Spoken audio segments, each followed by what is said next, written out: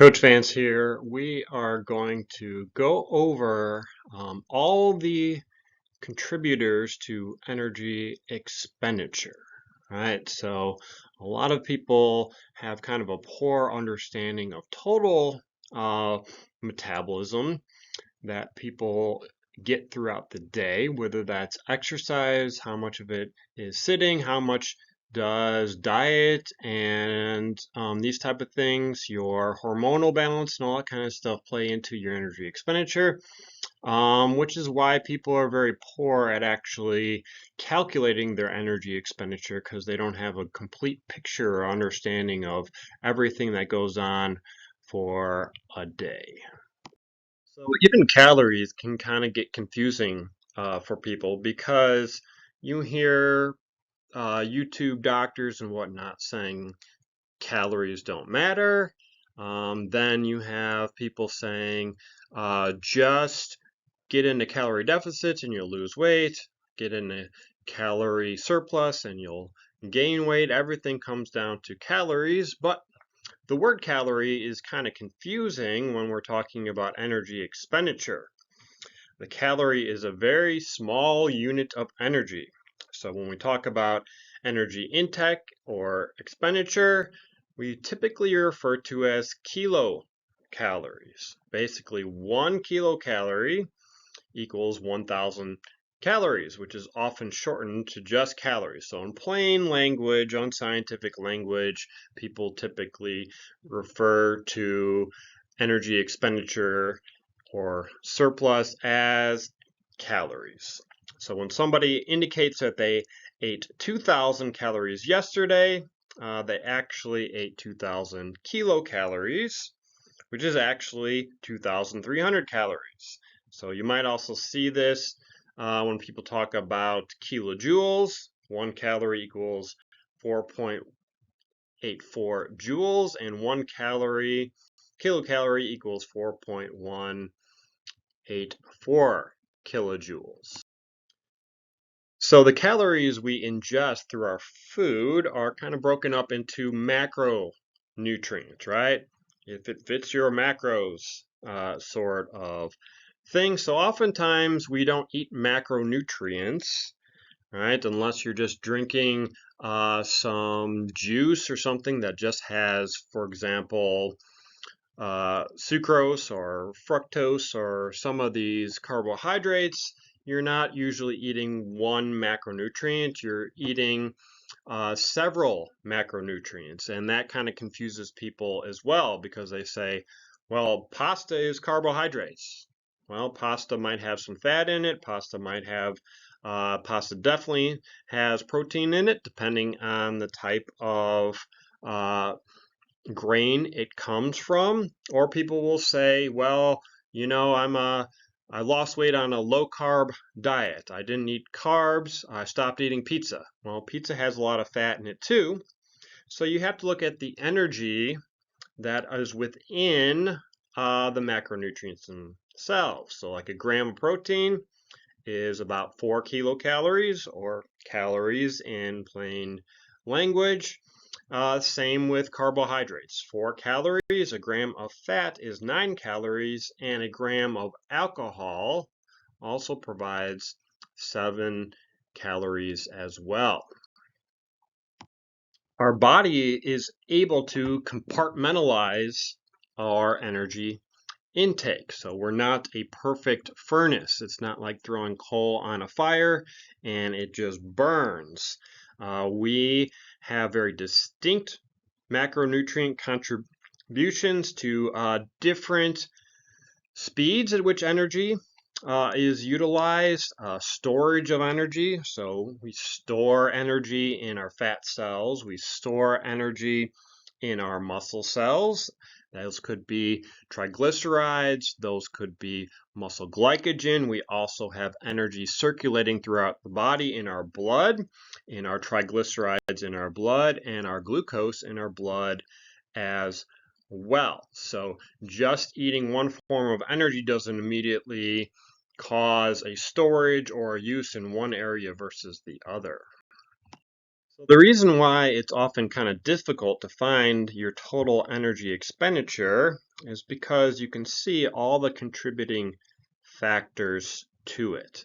So you have your basal metabolic rate, which is essentially what energy your body needs to keep it running. So even if you're just sitting there on rest, you have organs that require energy. Your skin is an organ, it requires energy, perspiration, all of that good stuff. Keeping your posture, your muscles have to contract to keep your posture, that requires energy. And then you have the thermic effect of feeding. So in general, as we eat and digest, some requires energy to actually digest and break down that food. So there's even, for example, there's food out there where you lose a good amount of the energy from digestion. And then there's other foods that are very easy to digest, require very little energy. So they have a low thermic effect of feeding. You have your exercise activity thermogenesis. So basically, do you do formal exercise, formal training? And on the average population, that's a small amount, 5%. Even people who work out daily, it's still a small amount of your total energy expenditure for the day, which is why this idea that you can't always out exercise a bad diet is because, it's still kind of a small contribution unless you're like training for the Tour de France or something like that. Then you have your non-exercise activity. We call this TDEE, also referred to as NEAT, which is probably the word I'm going to use from here on out. And this is essentially all the movement that you do throughout the day. So that includes walking, that includes moving your hands while you speak, even fidgeting in your chair. We consider that non-exercise activity.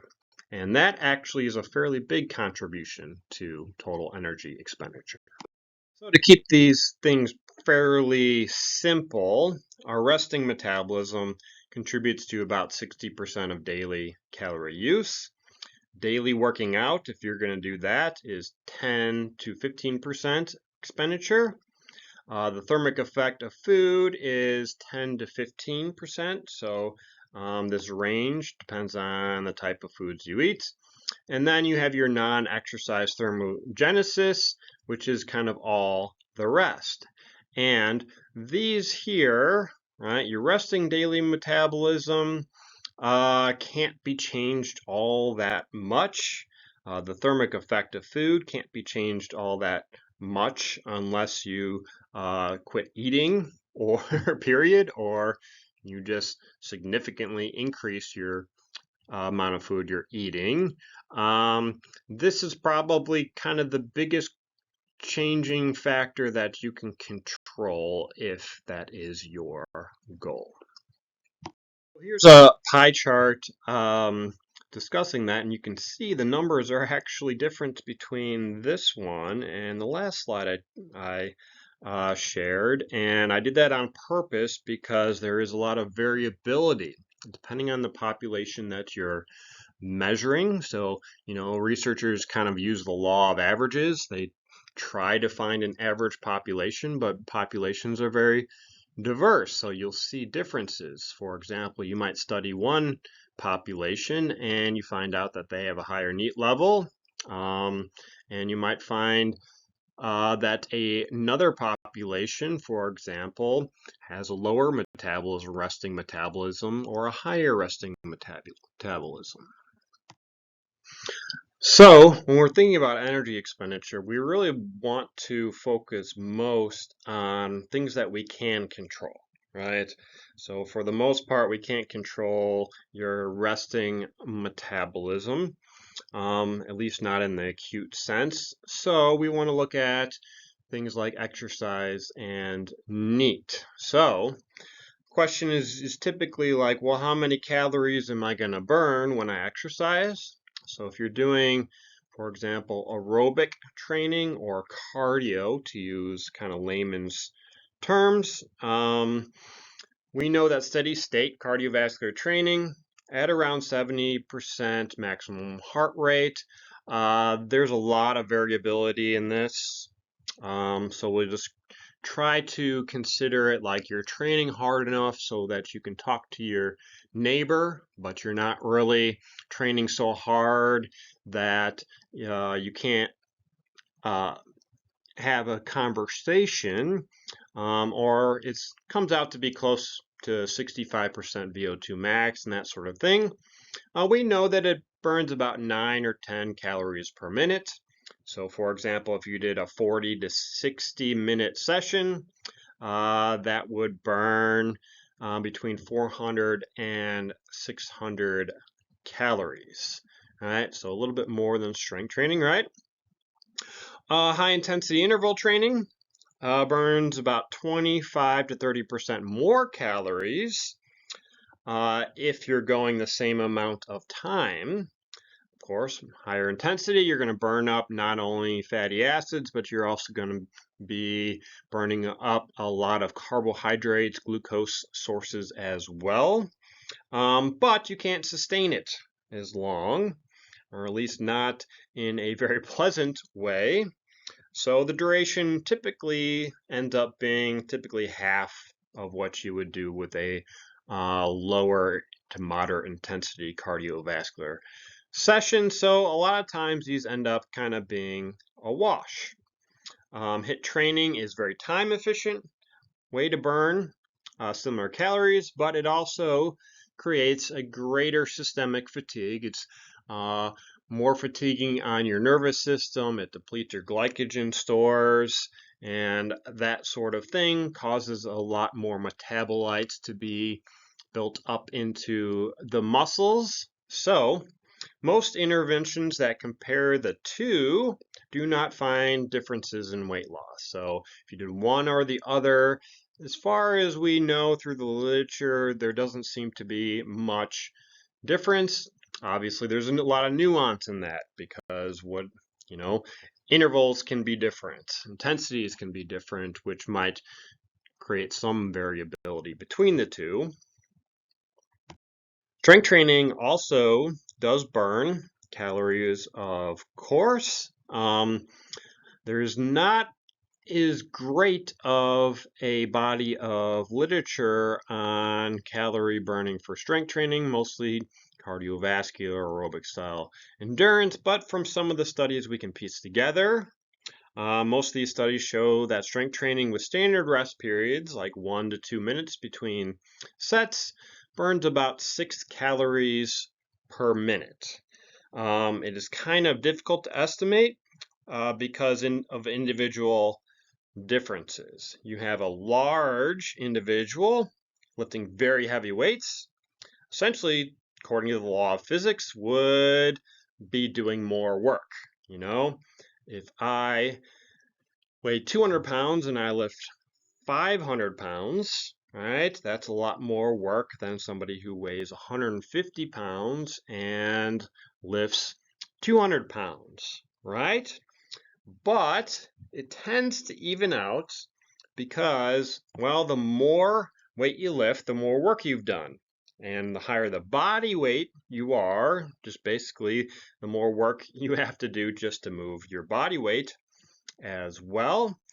Typically requires longer rest periods. So if you see big guys in the gym, for example, they might be resting more than a minute and a half. If you see a little person in the gym, kind of like a hummingbird type person, they don't need a lot of rest because by definition they are doing less work. So if we have to put an average on it, 1 hour of continuous weight training would burn around 360 calories. And when I say 1 hour, that means like the start of your working sets. That doesn't include, stretching or getting ready or putting your wrist wraps on and all that kind of stuff. It's not an hour in the gym, it's the hour of work that you're doing. So we know that exercise can have an impact on your energy expenditure. outside of the exercise itself, post-exercise. And we used to hear a lot of these arguments like strength training is superior for weight loss because you burn more calories after you do strength training versus do 2 hours of cardio and I burn more calories during that and less calories afterwards. And this came from the idea that there is basically post-exercise oxygen consumption. So basically, you burn up a bunch of energy during your workout. You need a bunch of energy for repair of the muscles to restore, rest and digest, restore those energy sources as well. You basically get in an energy deficit. So your body has to pull energy from somewhere to keep your body going. We call that EPOC.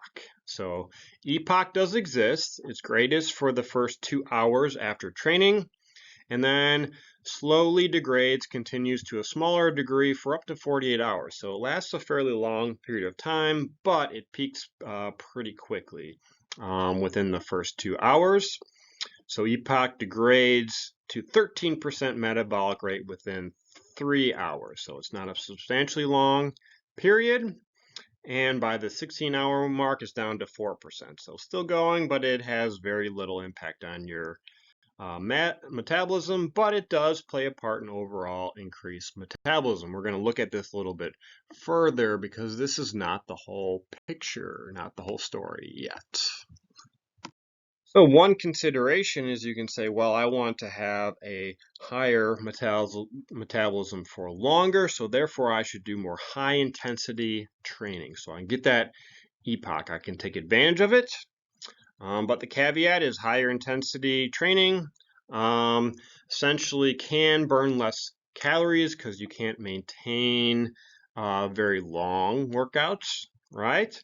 For example, strength training will burn some calories during and higher amounts after. Interval training will do the same, but in the end, oftentimes it becomes a wash in terms of daily energy expenditure. It's just something to consider when planning your training. One thing we've kind of figured out through further study, more research on the matter, is that we found that EPOC essentially was overstated. It doesn't raise your energy expenditure as much as we thought. We also know that it diminishes over time, a natural adaptation. You know, basically, once you've gotten fit, once you have a high level of work capacity, then your body gets better at energy sparing, right? So that is the goal of training. It's a good thing. You're trying to be more fit, especially if you have a reason to be super fit, like you're an athlete, you have to play soccer game for 4 hours or something like that. You want to use as little energy as you can. So this adaptation occurs. So, for example, if you're out of shape, you know, you can get probably high energy expenditure very acutely for a few weeks. Once you get into shape, then this EPOC matters less and less over time. So it almost becomes, if you're a continuous, consistent gym goer, it almost becomes a non-starter, a non-issue for you. A good question to ask would be, can I actually control? Can I change my resting metabolism? And the answer is yes. But in the grand scheme, does it matter that much? So there's this old idea that muscle burns fat. The more muscular I can get, the better body composition I can get by default, right? Because I increase my metabolic rate. So if I get enormous like Ronnie Coleman here, I'm going to burn off all of this fat because I have so much metabolism, so much muscle, right? But 1 kilogram, so that's 2.2046 pounds of muscle burns 13 calories. or 1 pound, about 6 calories per day at rest. So, if you add 5 pounds of new muscle, you will burn an extra 28 calories per day, equivalent of about 5 peanuts. Right? So it is not a substantial increase. And 5 pounds of new muscle is a lot, right? Especially if you're an experienced weight trainer.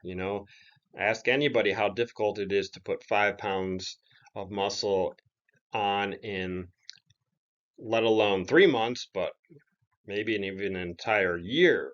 Um, so this does not mean muscle growth is trivial, which we will kind of get to because, again, we're not a perfect furnace. So there are some benefits to just having more muscle beyond just the calorie burn itself. So beyond like an increase in body weight or increase in muscle mass, daily resting energy expenditure can also change for other reasons. So one of the reasons we call that Ponzer's paradox, right? So here is the Hadza people, and they are good research partners. They are involved in a lot of research studies when people are studying metabolism because they want to compare essentially a culture of people who still lives as hunter-gatherers versus our kind of Western sedentary lifestyles these days. And Herman Ponzer did all of these studies. He's an anthropologist and a researcher. So what he found is that some subjects stopped losing weight despite lowering calories and increasing exercise. We call that Ponzer's uh, paradox. So they're on a 10% calorie deficit or a 20% calorie deficit. They're losing weight pretty linear. And then all of a sudden they stop losing weight and maybe they lower the calories even more or increase the energy and it stops again after a short period of time, or you see no further weight loss. So he discovered that when some people diet and exercise, they move less in their daily lives, and weight loss eventually stalls. So essentially, it changes their behavior, mostly their unconscious behavior, right? So further research showed that spontaneous physical activity throughout the day has a big impact on daily metabolic rate.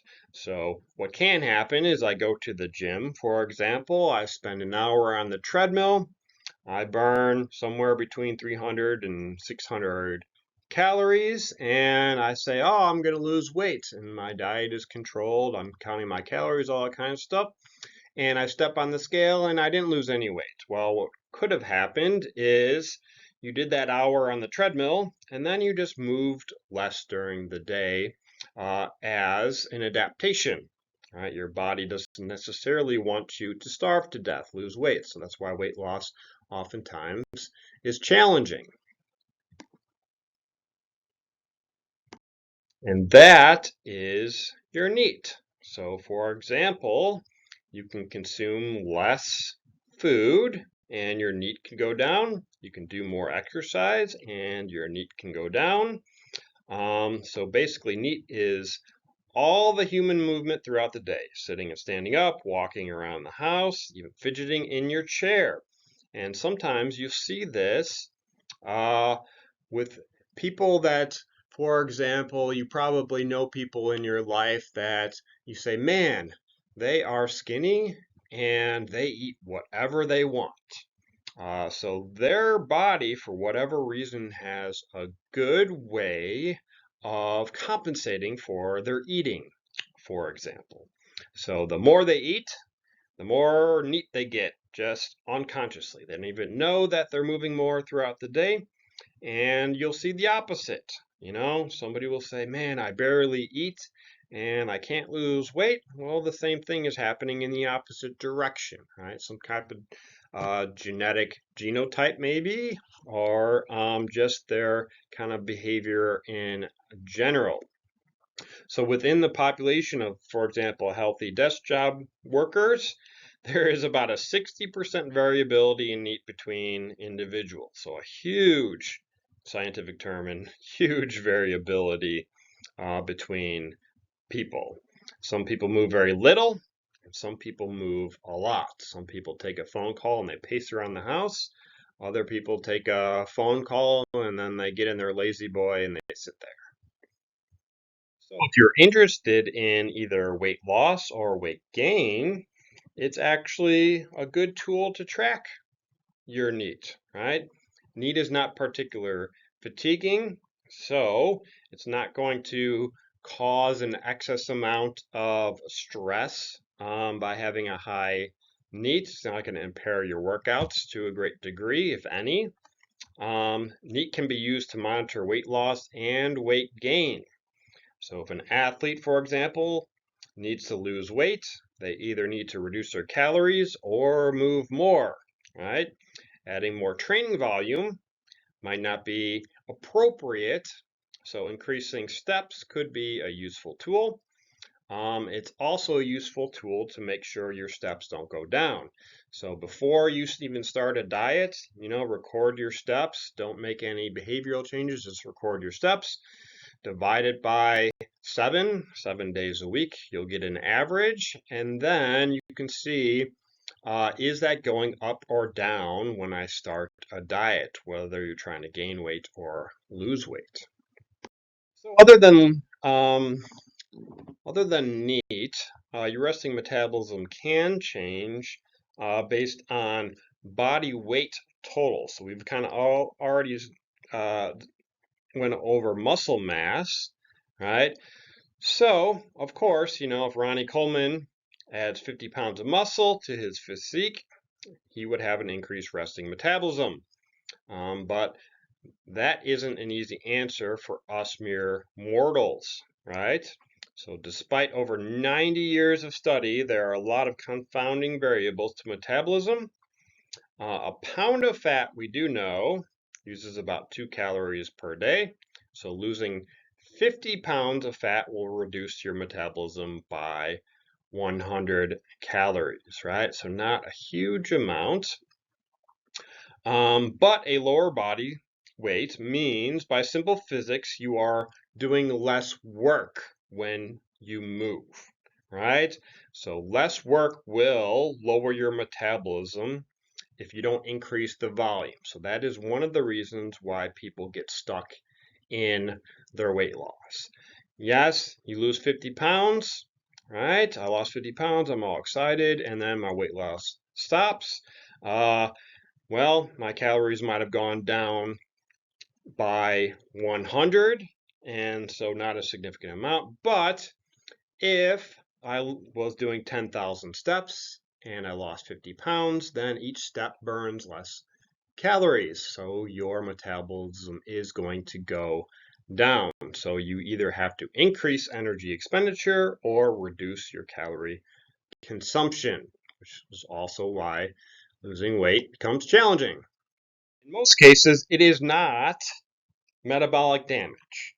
I hear it a lot, especially working with clients, formerly obese clients, still obese clients. They'll say, I went on a low calorie diet, I lost weight, and it destroyed my metabolism. I hear that all the time, right? It's my thyroid. It's a common excuse for lack of weight loss or body weight gain. My diet ruined my metabolism, but this idea isn't really pulled out of thin air, but is usually used to sell some type of metabolism correcting intervention and supplements, usually snake oil salesmen and con artists. There is a grain of truth, though, that weight loss may affect some other physiological processes, right? So weight loss interventions are stressful, both physiologically and psychologically. The body releases more epinephrine. Basically, you're in a calorie deficit. You need more energy stored in your body. Your body releases adrenaline, basically to free up carbohydrates, glucose, fatty acids to be used as fuel. Then the body releases more cortisol as a reaction to stress. Cortisol uh, might impair muscle mass, maintenance, and growth, but it has a kind of a poor effect on your fat loss. It has some, like you don't want to have chronically high cortisol, but it takes a very high amount to actually really impair your fat loss. So in some instances, cortisol is very good. It is actually necessary for fat loss. You get up in the morning, your cortisol actually helps with the fatty acid metabolism, but if it's chronically high, you're under some extreme stressful condition, then it can affect your fat loss, but to a nominal, very small degree. And there is zero evidence that these are permanent, right? So as soon as the stress goes away, like you go off of your diet, you eat at calorie maintenance, you clear up whatever issues in your life are causing that stress, it is not permanent. Everything comes back online perfectly well. This is another grain of truth. So weight loss can reduce sex hormones such as testosterone, estrogen, your thyroid hormones, but this typically only happens in very extreme cases. You know, if you're 20% body fat and you go to 15 or even 12%, you're not going to probably see any changes in your hormones. In fact, you might see an improvement in your hormone levels, an improvement in your thyroid and your testosterone and your estrogen and all of that good stuff. Where you see the low hormone levels are usually when either energy expenditure are extremely high. Like you kind of see this in triathletes and other endurance athletes. Why? Because essentially they're using up so much energy, then your body says, we don't need to burn more and more energy, so let's reduce our thyroid that way. And of course, you know, in the off season or during a break when triathletes aren't training as hard, their thyroid starts to go up. It's not a permanent problem. You'll see it with natural bodybuilders who get ready for a show when their body fat gets under 10% and all the way down to kind of immeasurable, right? And they're just starving the last few weeks. They're going to have low testosterone, low thyroid, that sort of thing. A common thing you hear is even if I had a libido, I'm not sure my sexual function would be there anyway. Why? Because it's kind of depleted their hormones. But the average person doesn't have to worry about this at all.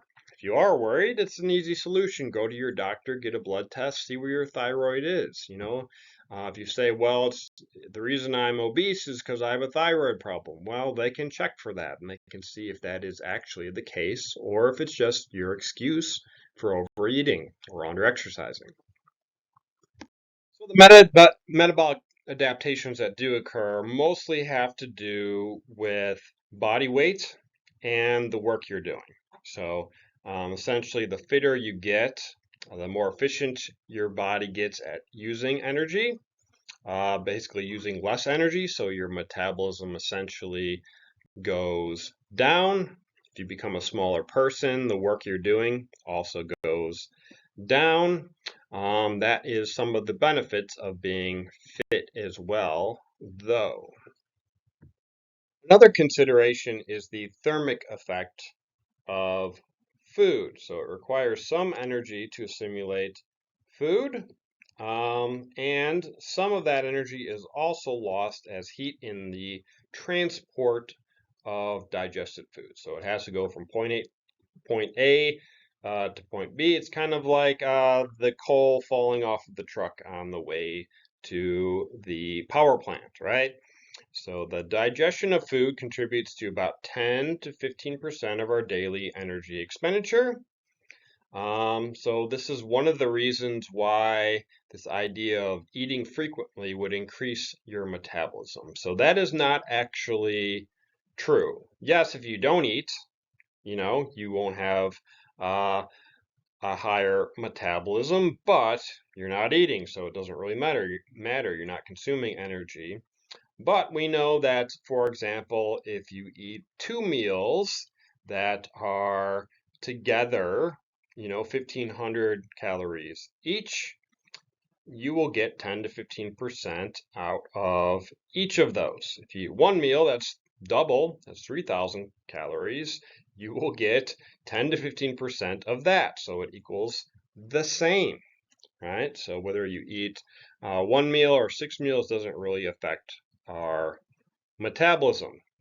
So if you're trying to gain weight, maybe increasing the energy cost of food is a useful tool or not a useful tool. So we'll kind of look at that further. So protein has the highest thermic effect, needs to be moved to the liver, broken down into amino acids, and basically 25 to 30% of energy is lost, right? So if I eat 10 grams of protein, I'm only assimilating 7 grams of that. Carbohydrates are easily converted into glucose or glycogen, and then they go to the liver and move throughout the body. You only lose about 5 to 6%.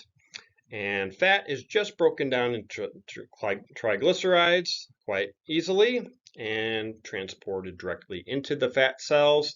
So they only use about 2 to 3% energy for that. So protein has your highest thermic effect, which is one of the reasons why high protein diets in weight loss are suggested. So then you go, how do I actually estimate my calorie needs if I want to go on some type of diet, right? So that is just what it is, an estimate. Um, Essentially, the only way you can get a super accurate measure, or the most accurate you can get, would be fancy equipment. You can go to a science lab, a sports science lab, and they can hook you up to an oxygen mask, and they can use a formula to measure essentially your oxygen versus carbon dioxide ratios and this sort of thing. And they can give you your resting energy expenditure. They can also give you your exercise related expenditure as well. And you can kind of figure out your daily energy expenditure. It's still an estimation, but it's a very more accurate explanation.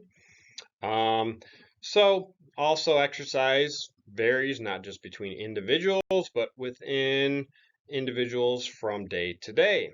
Energy expenditure changes over a long period of time, which I've already kind of discussed. Your metabolism can change to a so you can just start out by taking a guess, and your energy expenditure should be evolving based on taking notes, right? So the simple guess method is just a number that seems to work well most of the time. Kind of what is the law of averages? Where do people kind of fit in the middle of the bell curve, right? And you can get a starting point. And then you can use an aggressive or non-aggressive strategy for weight loss. An aggressive strategy typically tends to be 25 calories per kilogram or a little bit over 12 calories per pound. Simple middle of the bell curve person. So you start there, you say, well, for 2 weeks I've been eating 25 calories per kilogram and my weight hasn't changed. Well, you could be on one end of the bell curve, right? Or you gain weight or something like that, and you might be on the other end of the bell curve, right?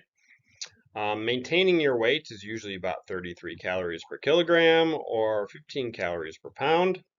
Moderate weight loss would be 30 calories per kilogram, 13 calories per pound.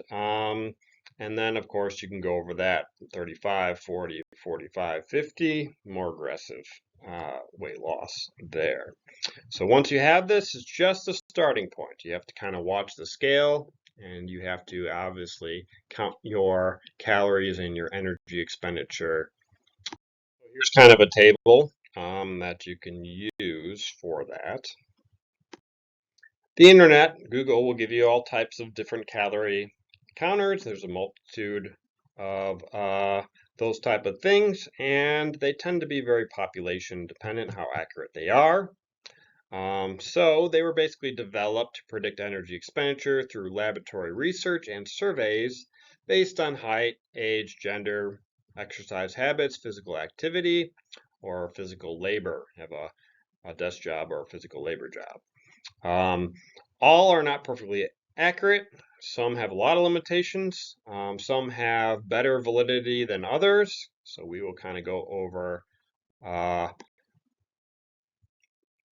So a good one that I like to use is the Cunningham equation. The reason why, if I do use a calorie calculator, the reason I use the Cunningham equation is because it's not only stood the test of time in terms of accuracy, but it factored in your lean body mass, right? So more likely to use it with people who are into strength training, right? The downside is that you require a good estimation of fat-free mass, right? So a DEXA scan, uh, underwater weighing, low end of that, the bioelectrical impedance, but calipers, electric scales, or the mirror, that sort of thing is not a very good way to factor in using the Cunningham equation.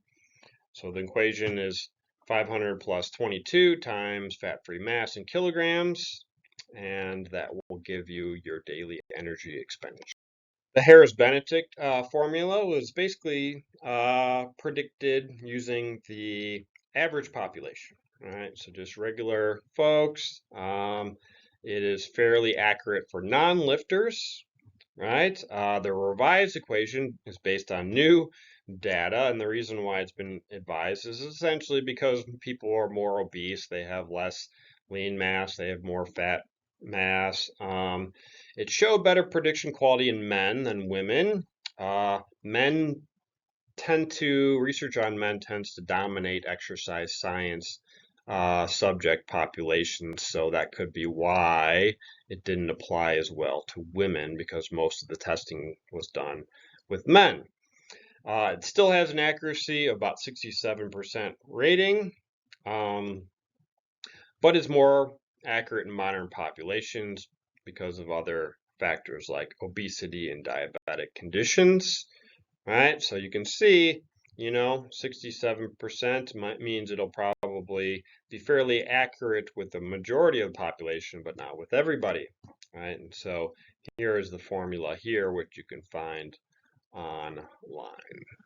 Then you would have to correct for physical activity, right? Unless some of the calculators online already put this in, they do it for you, or it's very easy once you use one of your calorie calculators to get your daily energy expenditure, then you can apply it, just multiply it by your exercise, for example. So you can be extremely active, right? Hard exercising 67 times combined with physical labor job, for example, and you would have to multiply that by 1.9. Or if you're sedentary, you can multiply by 1.2. And then here's where a lot of people fall that are into exercise and whatnot, moderately active. So you exercise 3 to 5 times a week. So that you would multiply that by 1.55. But if you want to take a longer period of time, the self-estimation method is probably the most accurate you could do because it will tell you kind of where you are on the bell curve. It's kind of simple, right? But it takes some patience, right? So, for example, you can, without changing your behavior, you can track your energy consumption. So 2 to 4 weeks, you essentially use some type of food log app or whatnot, and you take that, write it down for 2 to 4 weeks, and then you weigh yourself every day, right? Same thing, 2 to 4 weeks. If you saw no changes in your body weight, so what you would do is get an average, right? You add all these up by the number of days and divide, do that with your calories. and do that with your body weight. And if you saw no changes, right, now you have a rough estimate of your maintenance. So if that came out to be, I was eating on average 2,700 calories per day, and my weight didn't go up or down, then I know 2,700 calories would be about my maintenance.